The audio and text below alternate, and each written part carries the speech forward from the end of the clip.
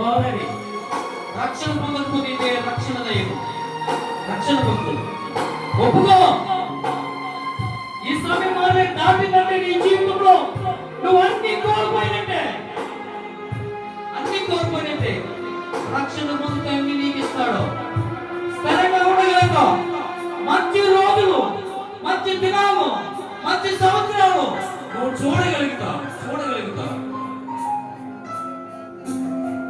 రక్షణ పొందుకోకుండా ఎవరైతే ఉన్నారో వారు కుడి వేసిన పైకి చిన్న ప్రార్థన చేస్తారు.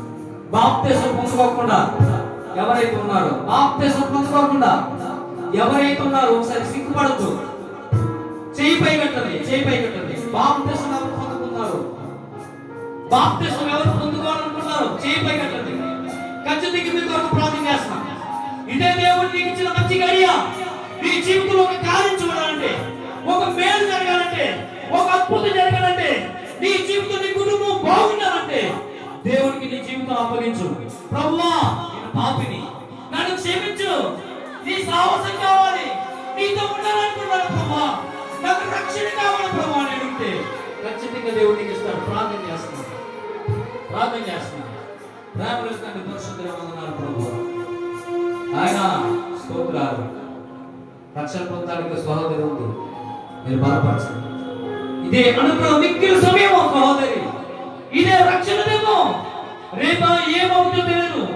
వీటిలో పొడిగా వస్తుంది, పేరుపోతూ ఉండాలి. ఈ యొక్క అగ్ని, ఈ యొక్క లోకములు, అంధకార లోకములో గమనించు. నీటి బుడగ లాంటిది జీవితం.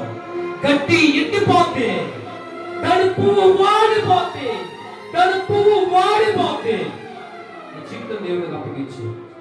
బాబా బిడ్డను దీవించండి, రక్షణ జీవితం దయచేయండి. ఈ స్థానంలో సాక్షిగా నిలబెట్టమని సాధించండి. ఎత్తబడిన వర్తమాన దేవుడు బాధపరచండి. యేసునామములో వచ్చిన మంచి దినాలు చూడగలుగుతాం, మంచి కార్యాలు జరిగితే ప్రార్థన చేద్దాం.